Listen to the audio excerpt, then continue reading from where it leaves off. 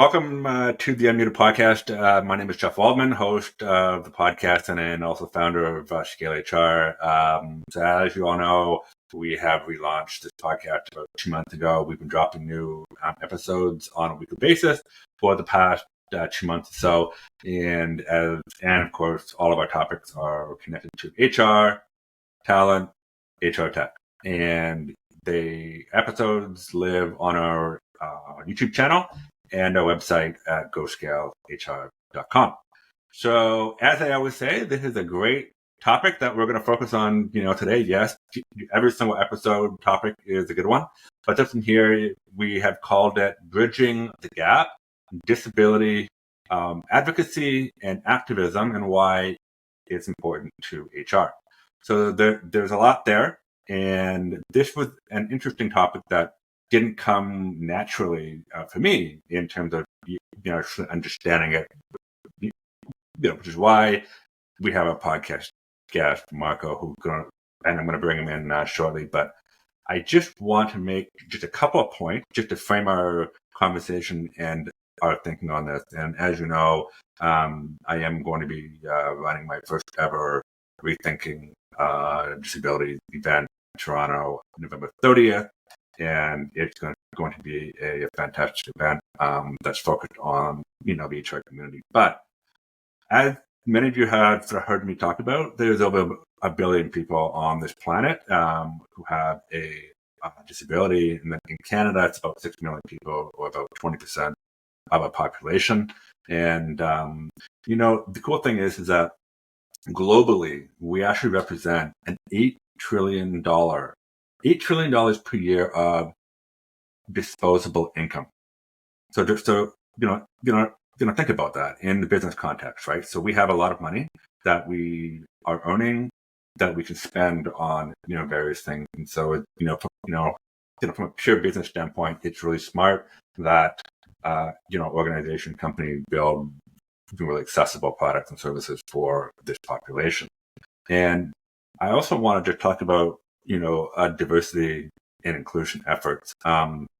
While we've seen a definite rise in efforts and programs and activities in organizations, only 4% of our efforts actually focus or include people with disabilities. So it's a very low percentage of the global diversity and inclusion efforts that are actually touching on that population. So, and the interesting thing is that, in Canada anyways, we have a lot of new laws, legislation that are focusing on trying to make things more equitable for this population. But are we really seeing any positive outcomes, from these laws? I don't know. And I'm not so sure. And, why is that? Well, I don't have the answer, but maybe we can talk to our guest speaker and then he can uncover those answers. So there's a lot to talk about here. And I'm really, really proud to have Marco Pasqua, on the show today. He's from Vancouver, my favorite city in the world. So I'm born and raised there. And, Marco's really carved out a fantastic career in multiple areas, design, accessibility, professional speaking, community engagement, and much more. And so Marco's going to help us break all of this down in this topic. And I just want to welcome Marco. Thank you for being here. Thanks so much, Jeff. This is great. You and I had a chance to connect previously, and we just kept going and going and going with the relatability of all these things. So it's like you say, I'm kind of a jack of all trades. I don't want to say I'm master of none because, to be honest, there is always an intersectionality of the work that we do, and it's just how you tie all those pieces together. But this one in particular is a really important topic to me because the idea of reframing what an advocate is versus what an activist is, and when you're trying to win people over with a particular subject matter, particularly when it comes to accessibility, the goal is to get more allies and not less allies, or at least misunderstandings. Right. And that's why I have approach of, advocacy as opposed to activism, for sure. And we're going to get to that in, just a minute, because obviously both of those words start with the actual letter A. But, before we get there, can you just tell us a bit about what you do? And I know that you've got, your own company, and you're part of other organizations. You're a jet setter. You travel everywhere. So maybe just give us a bit of an overview. Yeah, thanks. Just the other day, I came back from Ottawa, actually presenting to the Canadian Armed Forces, and Oh, wow. I experienced 7 p.m. 3 times in one day, which was a first for me, because of the time I get change and jumping from here to there. But no, so with regards to what I actually do, I'm an accessibility consultant and inspirational speaker by trade, which just really means that I'm able to work with building designers, architects, building managers and owners to look at the built environment from a universal design perspective. But then as a speaker, I get the real treat of opening up their eyes when it comes to disability and accessibility awareness, as well as teaching authentic leadership skills. And I've kind of dabbled in a lot of things over the years, but really one of the coolest things I was able to dabble in, which is relevant for your podcast, is human resources policies and the benefits of hiring persons with disabilities. So not just talking about it from a lived experience, as I am a person with cerebral palsy. I was born with my disability, and I'm a manual wheelchair user, but also tying that lived experience with some professional backing where people say, okay, this guy actually knows what he's talking about here, but he's able to do it in such a way that is approachable and helps people understand through storytelling in a way that is easy to digest and that you don't have to feel overwhelmed about doing so. So I've loved my business. I've been involved in and running my business now for the better part of 12 years. Only recently has my wife come on board and joined me full time. And we're doing that together under the banner of something called Meaningful Access Consulting, which is much more of the built environment audits and assessments through our training with the Rick Hansen Foundation, which I'm very proud to have contributed to and be a part of. And so, yeah, I'm just really happy to share a little bit of my knowledge, Jeff, and dive right into the conversation with you. Thank you. I have a really important question, though. So, you spend all of your waking hours, well, also sleeping hours too, I guess, with your wife. How's that? To be honest, we are one of those relationships that doesn't need a reality television show as a result of the drama, right? So we are so thrilled that we are able to live and work together in a way that is symbiotic with each other, which is not always common with family-run businesses. But because my wife used to be the universal design and accessibility specialist for our hometown, the city of Surrey, she really has this knack and this knowledge for how to approach things from a civic standpoint. She also is somebody with an invisible disability. So where mine is very obvious and evident, being in a chair, hers is totally invisible. It's a central auditory processing disorder. And people only years ago, she never opened up about that. But it's only within the last few years that she started to feel more comfortable and say, wait a minute, don't make assumptions about me. I am an authoritative figure in this space. It's not just because I happen to be Marco Pasqua's wife, which was something that she had to get over in the beginning because they would go, oh, Karen Pasqua? Oh, are you Marco Pasqua's wife? And now she's being seen as an expert and a professional in her own right for her own experience. And that's so important, I think. You know what she should be saying to them is, no, Marco's my husband. That's right. And that's actually what's starting to happen, right? People are maybe in her circles knowing less of me now and more of her work and impact. And I couldn't ask for anything better than that. So that's fantastic. I mean, I'm glad that you actually shared that with me because, I know that a lot of people that are sort of in our sort of, community, have a difficult time actually talking about, own personal stories. I mean, for me, I'm obviously hard of hearing, and I've been that way for, almost 45 years.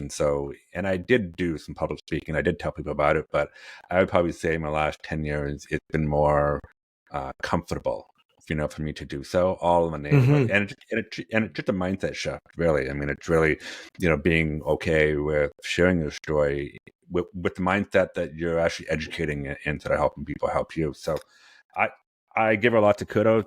Give her a virtual high five for me, and I'll do that. Hopefully I'll have a chance to talk to her soon.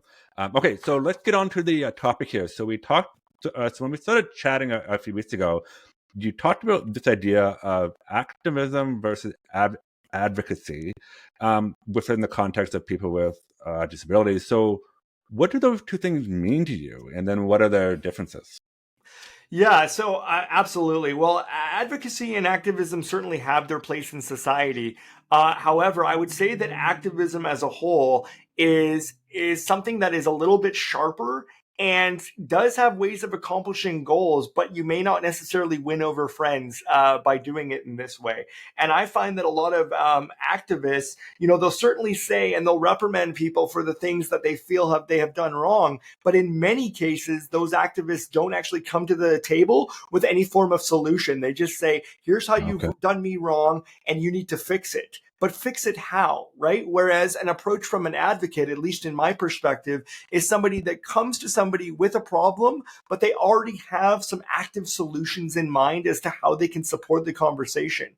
And so my wife and I always say, you need to meet people where they're at, but then not leave them there. Understand that they're not specifically there to do malicious harm to you by doing wrong. They just don't know what they don't know, right? And Yeah. so Yeah. by being an advocate and advocating for changes, but then highlighting how that may benefit the other person just in terms of opening up their understanding, removing attitudinal barriers, and ultimately, if you're a business owner, that also may increase your bottom line simply because now you're able to tailor to more audiences and people are more likely to come and utilize services from places in which they see themselves reflected. And so this is the real win there in terms of being an advocate. People talk a lot about allyship in the DE&I space, but I don't think you can truly be an ally if what you're doing is building up barriers by telling people that they're the bad guy versus you being the good guy. And it's more of a progressional thing. Progress takes time, so don't let perfection get in the way of good, right? And Yeah. you Yeah. can do good work by understanding that most people are not avoiding you or avoiding those changes because they dislike you or they're being malicious. They literally just don't understand. And I think you raised a very good or like a word, and that's progress, right? So obviously, I mean, to make change, the first step is obviously just to accept that there is a problem, and the second step is to actually, define that problem, A, B, and C, whatever the case may be. But then the third step is probably the hardest one, is to actually figure out, okay, so now what?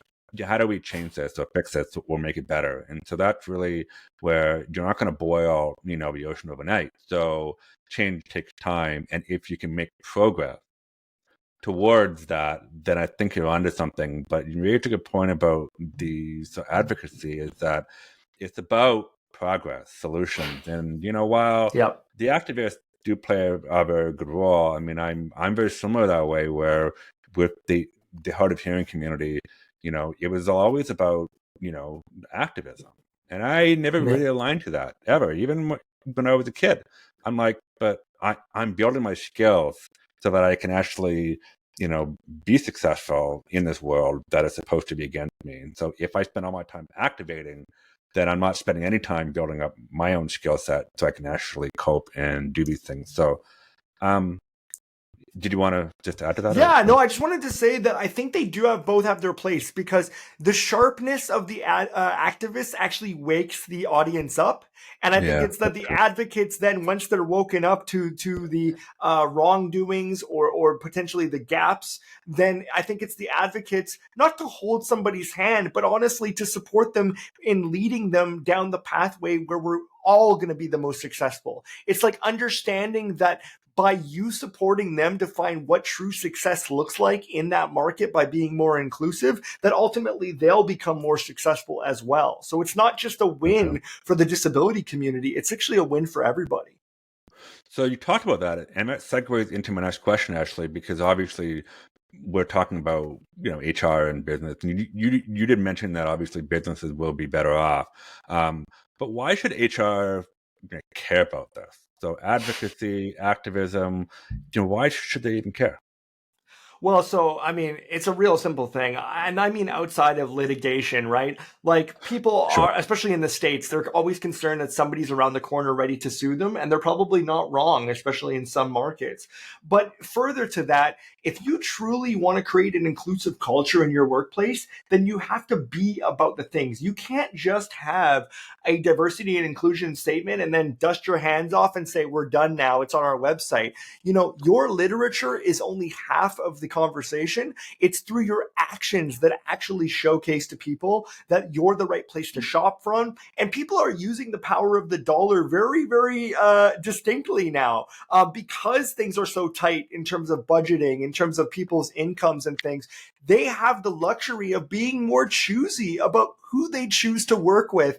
And they're going to do that by understanding who is more reflecting their own personal values and their own personal ethics. So if you want to capture the attention of a particular market or potentially a new market of customers that you haven't had access to before, HR professionals really need to consider this, because it's hard enough to keep employees in general now. But if you want to retain employees of value, then your values in your organization need to reflect the kind of employees that you want to have stick around.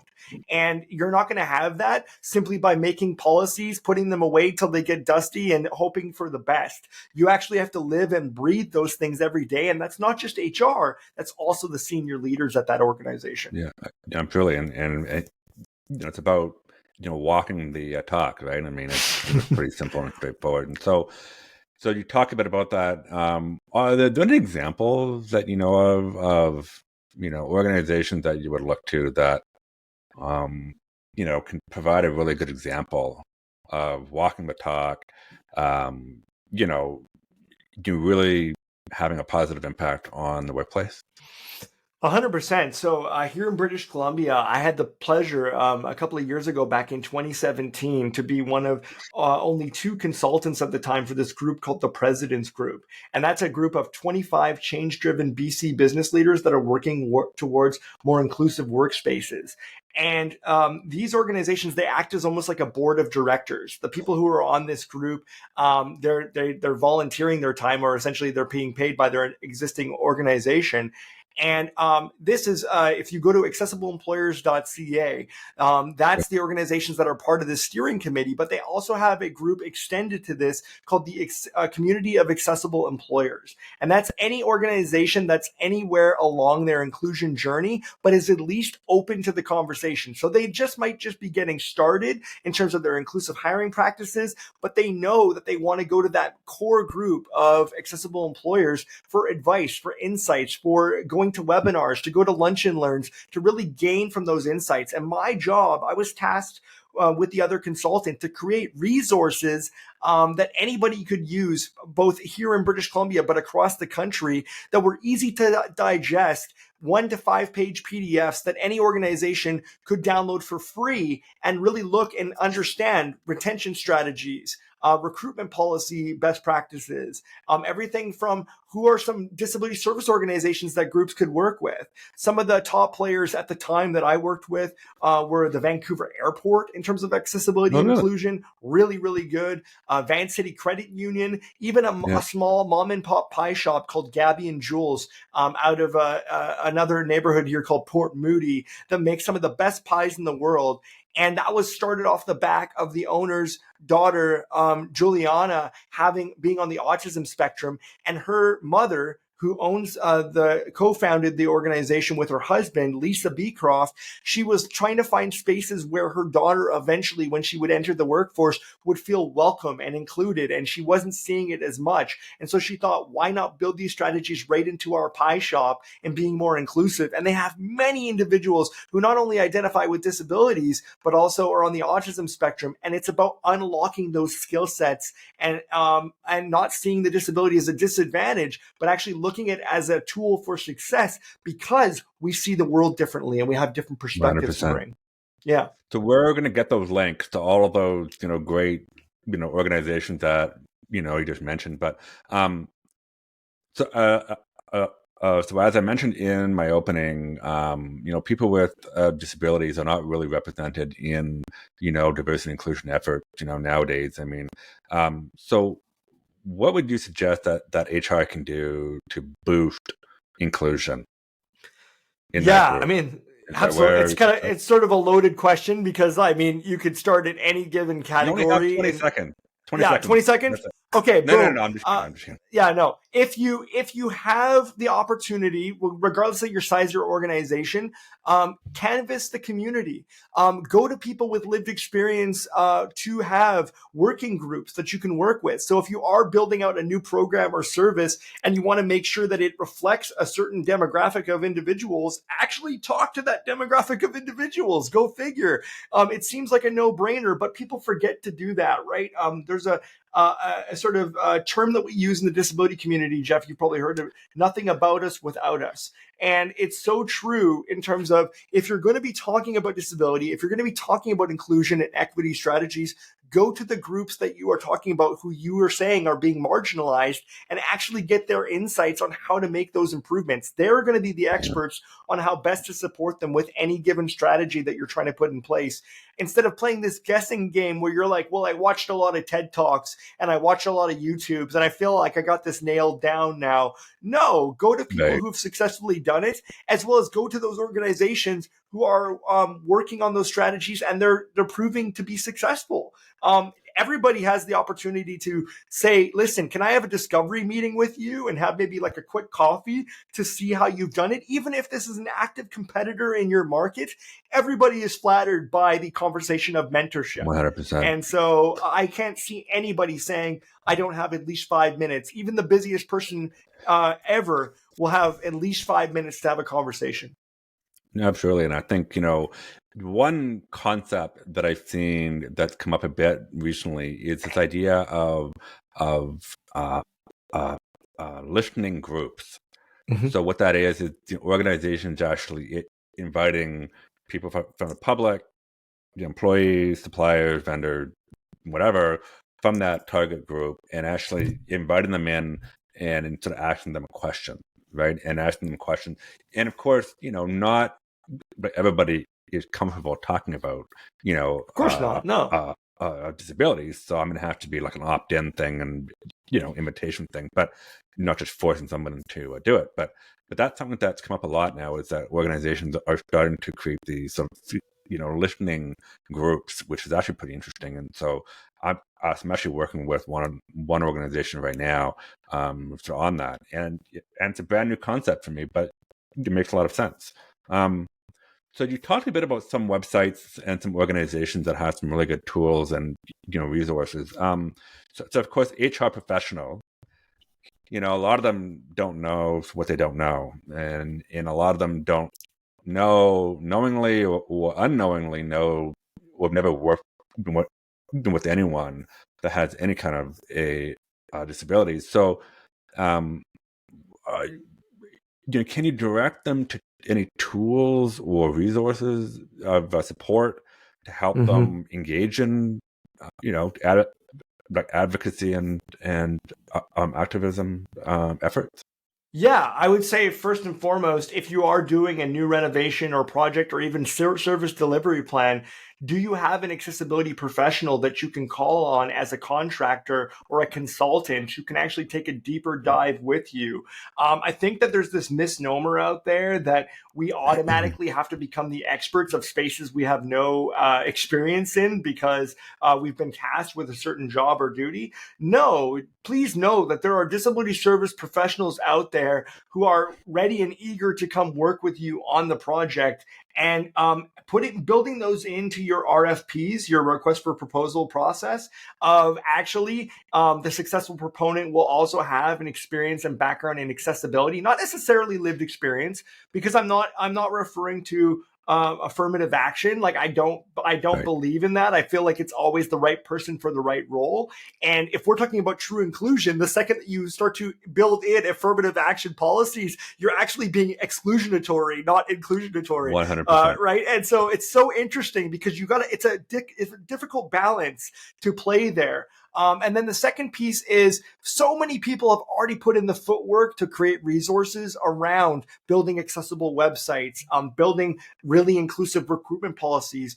Don't feel like you have to start from ground zero. I mentioned accessibleemployers.ca. All of those resources are available to download. Also, another one that's across Canada and has more of a small to medium sized business approach is hirefortalent.ca, HIREFOR talent, TALENT, .ca. .ca. Okay. And their approach is much more for the small rural communities and mid-sized businesses. They've got very similar toolkits to the President's Group, to Accessible Employers, but they've broken it down a little bit differently. And just a shout out, I was able to do the entire accommodation section of their toolkit. So toolkit number 13 on their website around accommodations was written by yours truly. So everything from what to look for equipment, accommodations in the workplace, your onboarding process. I've addressed those things in an approachable way, and those are available on their website for free. Fantastic. And so I actually see it here, and so we'll just make sure that we get all of these links, out to our audience. So thank you for that.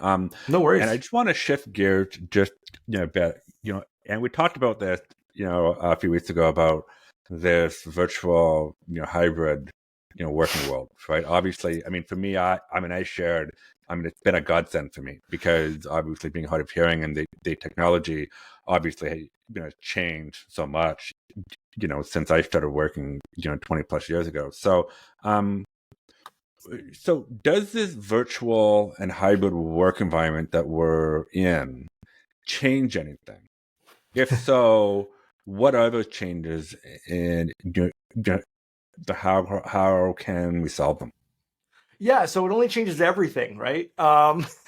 Which is a hard pill for people to swallow. Well, the answer, but I wanted you to actually, tell me the answer. Yeah, no, and I understand that, Jeff, and I think it's kind of interesting for me, right? Because at the beginning of COVID, I don't know if they thought it was only going to last a couple of weeks, right? 2 weeks to whatever they used to say, to maintain distance and, to do all this stuff. And it turned into 3 years, right? And so it's kind of interesting, because the disability community prior to the pandemic was advocating for the availability of remote work for only a few decades, right? And I was always hitting roadblocks of saying, we just don't have the infrastructure to make that happen. Yet about a month into the pandemic, almost every organization had the ability to conduct Zoom and Teams meetings. And I thought that was fascinating, because once it affected a larger market, all of a sudden people cared about it, right? Yep. What I think it's uncovered in the last 3 years is that there is other ways to do the ways that we've been doing things. And actually, by cutting down on commuting time and not always expecting employees to be in the same physical space, you actually have to have a lot more trust in your organization. There's a question around trustworthiness and whether or not the work is getting done. Now, that's up to you to determine the best levers in your organization on how you determine how you can trust your employees. But I think that if you already don't trust your employees, you're probably doing something wrong, right?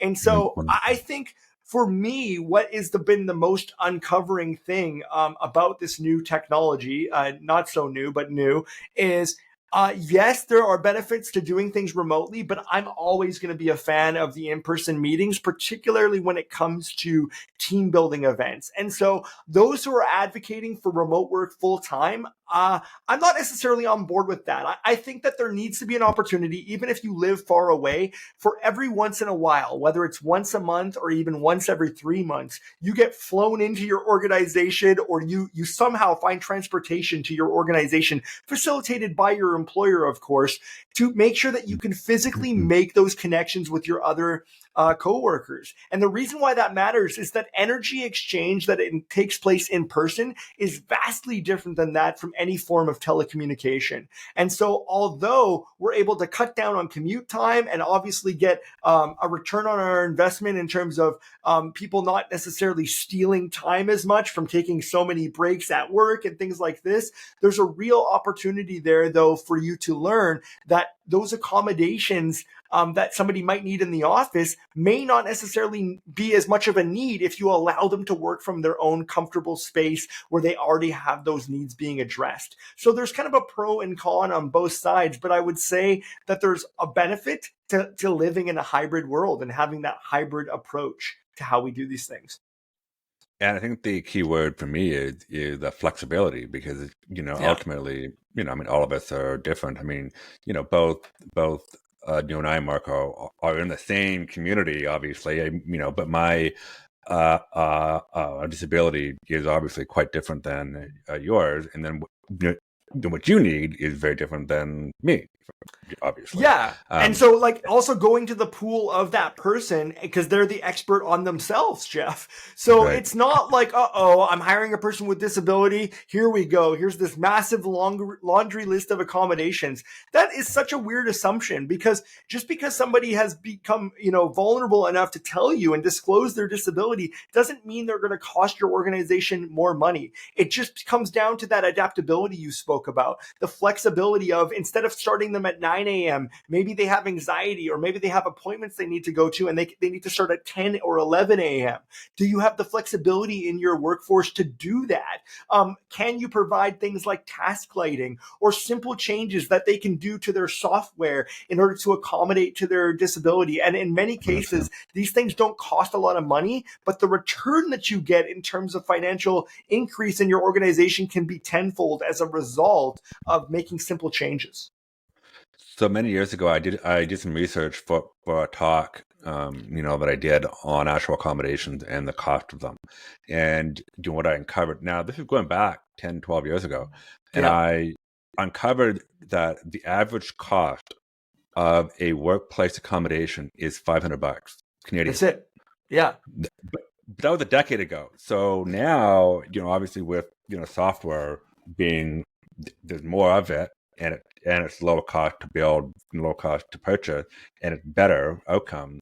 That cost must be you know like even lower, obviously as an But average. that's also the number that I've heard, and I've quoted it many times as well. And I got to tell you, now with the advent of artificial intelligence, that's only going to get cheaper and cheaper because we're getting these digital assistants who are extremely intelligent. You just have to fact check them every once in a while to make sure they're not making stuff up. But really, other than that, the tools that artificial intelligence are going to unlock as far as supporting persons with disabilities, I don't even think we've scratched the surface yet, Jeff. Honestly. I totally agree with that. And actually on that, I'm wondering if you want to comment on that, because AI is something, that I use a lot of, obviously in the course of my work and my business and so on. But there are drawbacks to it. And so what should we be careful of or watching in the context of using AI and sort of relying on it more heavily as it relates to this community? Well, this is not a copy and paste approach, right? And I think that a lot of Yeah. people who are trying to cut corners, they're thinking that they just input a bit of data into some AI, large language model, and then they get something spat back out to them and they paste it over and they're done. I think that the creative engine that is being a human being can never truly fully be replaced because you're applying so much context and previous experience to the work that you put out there that you can't just assume that AI is going to know all the facets of human relationships and interactions. And so I think we need to be wary of the sensitive information that we're providing these large language models because they're building off of that, how we might be building biases into these models based on our own political views or any other world views.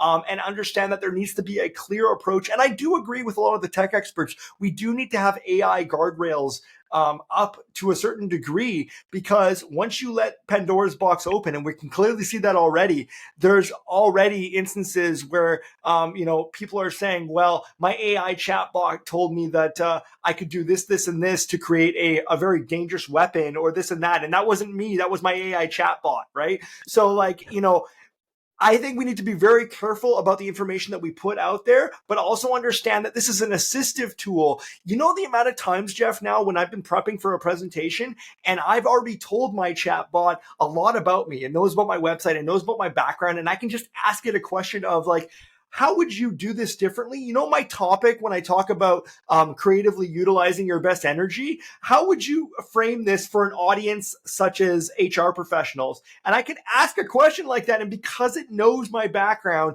it can say, well, actually, did you consider approaching it this way? No, I didn't. Right. So that is mind blowing for me, because the amount of time that I would sit there thinking, it's not to replace my brain, but simply to supplement it of somebody that can be utilized as a tool to support me in the quality of work that I produce. And that is exciting. I totally agree with that, actually. question on that. Do you have a site in your talks? Like, say you have a slide up and it says A, B, and C, and the information was generated by, say, Chat GPT. Do you have a site, Chat GPT? Because somebody did it once, a few weeks ago, and then I asked her about it, and she's like, yeah, I produced my whole presentation in 5 minutes. Yep. I was like, Yeah, so there's a few of them that are out there, but I use Prezi, Prezi oh, presentations. okay. Yeah, Prezi is actually just starting now to implement AI. In fact, I actually have a call with the team at Prezi in a couple of weeks because they want to know how I might use AI moving forward in their platform. I've been using their platform for over 12 years. So really, Wow. really early stages stuff with Prezi, which is different than PowerPoint. Another one Yeah, I'll give a right. shout out to is Tome, Tome. Tome is really Huh. good. It uses generative image technology as well as text to speech, and you can literally just type in a subject matter. Like I'm trying to do a presentation on the benefits of artificial intelligence, and hit generate, and it will generate an entire slide deck for you, including generated images from scratch based on a single sentence of you saying this is the type of presentation I'm trying to create. Obviously, you have to then insert your own data, but it does give you suggestions as to paragraphs, as to subject matter to go into, as to what to break down, and it is incredibly powerful. So shout out to them. I was trying to build a presentation just as you were speaking there, and I didn't quite get there. But anyway, using Chrome, Yeah.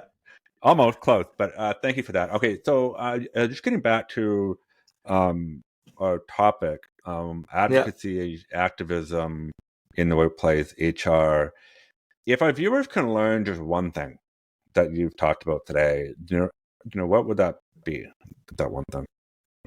Yeah, I mean that whether we identify with having a disability or not, we all have something unique to bring to the table. Let's stop looking at our employees as an employee number and start remembering that whether they're the CEO or they're just getting started at the organization, there's a reason that they chose your organization to come in and work for, and it doesn't have to be just the monetary reasons.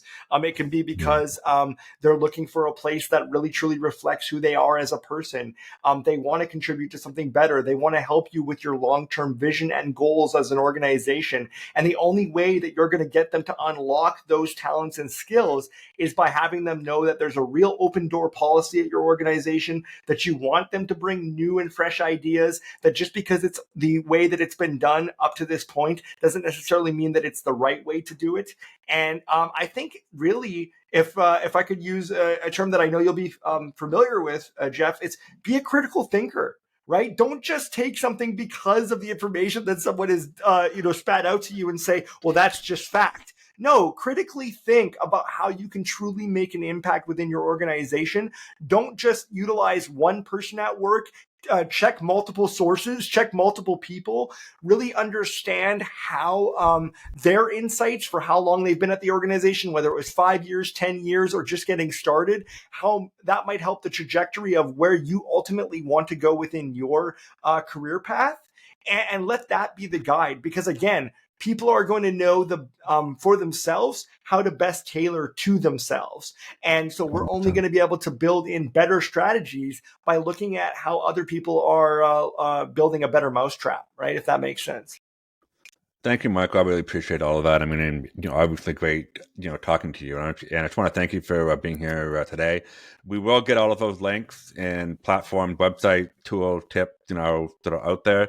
And I just want to let everyone know, Unmuted Podcast, which has a bit of a play on my, being hard of hearing, is a pre-recorded podcast. We drop new episodes every week on Thursdays, and we talk about all things HR talent and HR tech. So once again, Michael, thank you for being here, and I look forward to many more conversations. Sounds good, Jeff. And I can almost tell there's maybe a part 2 here somewhere down the road. I really feel like there's so much more we can get into. So I really appreciate you. I appreciate your vulnerability. I appreciate how much you've opened up to me. And let's change the world one conversation at a time. 100%. And, part 2, yeah, I mean, I already have you penciled in for next year. So, watch out for that. Sounds good. I'm looking forward to it.